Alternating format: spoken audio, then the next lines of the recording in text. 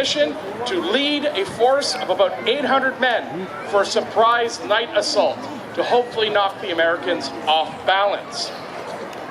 Now, Vincent normally would not have acquiesced to this, but Vincent was in a tight spot. He might have to abandon the entire province, well, the entire colony. And more importantly, he would have to abandon his allies in the Six Nations. He gave the assent, and in the dark of the night at about 2:30 in the morning, the British sprung their attack. Now, luckily for them, the American command had failed not just in laying out the camp, but in deploying pickets. Pickets are human tripwires, troops that are sent out ahead of an army so that if the enemy attacks, they fire off some shots and quickly fall back. This alerts your army where the enemy is coming from. The pickets have been selected from U.S. riflemen.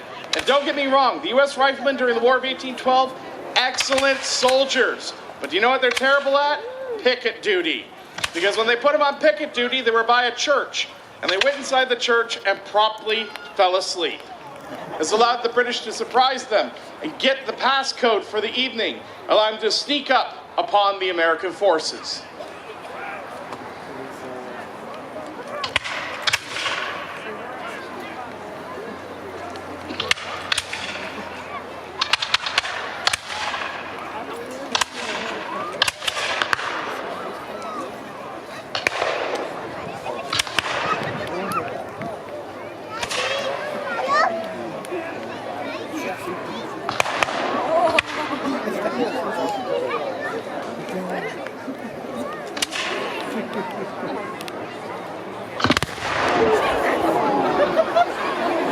I have a standing rule. I do not warn you about the first cannon. I will try to give you warning in future, but I've got a lot going on here, so I apologize. Just remember, hearing damage is the memory that lasts forever. Now, the American position, as it was spread out, they still had artillery pieces, as you just heard, right in the center of their line, but the British pushed on.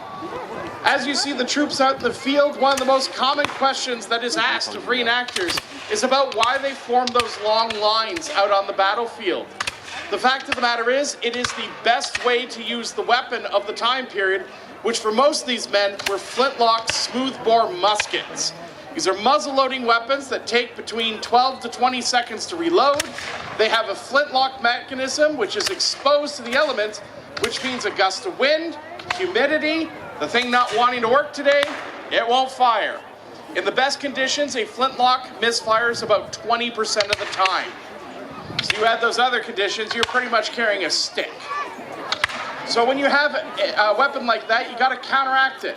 And the idea was mass firepower, which helped with the next problem, which is accuracy. They did have rifled muskets. Rifled muskets were very accurate. At the siege of Fort Meigs, which was also fought in 1813, an American rifleman at 405 yards shot 3 British artillerists, one at a time. And during the retreat to Corunna in Spain, a British soldier lying on his back shot a French officer off his horse at 420 yards away. So they can have very accurate rifled muskets, but they're expensive. For the cost of one rifle, you could produce as many as 15 smoothbores. It also, I mentioned it takes about 12 to 20 seconds for the smoothbores, 30 to 50 seconds for the rifle. And then last but not least, at least for the Americans, most of their rifles didn't have a bayonet. So think of rifles in this time period as like sniper rifles today. It's not like Call of Duty or any of those games. Not everybody's running around with the best sniper rifle. You give that to your elite troops. The average soldier, he gets the gun that puts the most lead across the field the fastest. So the musket takes care of that. So its accuracy, though, at 100 yards, so almost the distance the two armies right now, a little bit further, your margin of error is 9 feet in any direction. So, the mass firepower of the volley meant 80% of them should work, and that should be enough, even at 200 yards, to hit something across the field. Now with those cannon shots, you can see the next problem. Artillery and the muskets, the black powder they're using produces 20 times its own volume in smoke. It was not long for an engagement to become so cloaked with smoke that the first you could see your opponent is about 20 paces away. At Lundy's Lane, also a night engagement, there was a point where the two armies were so close, their muzzle flashes were crossing in the air, and they could not see one another.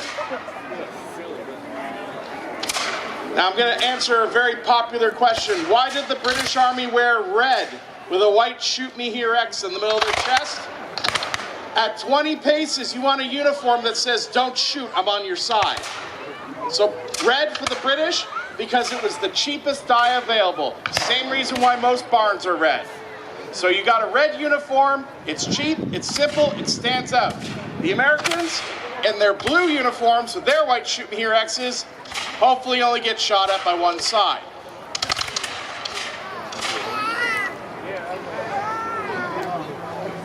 You know what I mean? Like, we had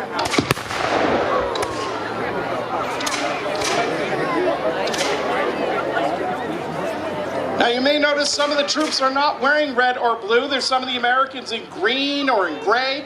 There were some of the British and Canadian forces in green, and that is a good idea. It works very well when you're bush fighting and you want to hide from your enemy, but on a smoke-cloaked battlefield, it often meant you got shot at by both sides. At Lundy's Lane, there was a Canadian regiment in green, gray, and black uniforms, the Glengarry Light Infantry, and they lost more men to the British than to the Americans because they could not be identified. And one of the American brigades wearing gray for 20 minutes was getting shot at by both armies. So camouflage today, hey, that's awesome. 200 years ago, as they would put it, that's a quick way to become a landowner.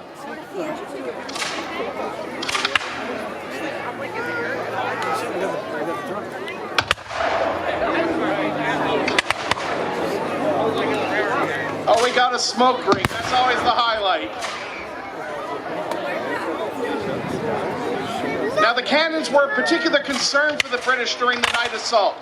Not just because cannons are valuable to capture, but they are absolutely devastating to tightly packed formations out on the field. The guns we see here today are light field pieces, but at 500 yards, the British Army did testing. And at that range, those guns could cleave through as many as 17 human beings. As a solid iron ball, just cutting through everybody. Which is why cannonballs aimed low to skip the ball across the field. You wanted to cut those bloody ranks through. Now, for some of the bloody-minded folk, I hope you all had a good dinner, because I'm going to ruin your stomach right now. What happens to a man if he's hit in the chest with a cannonball?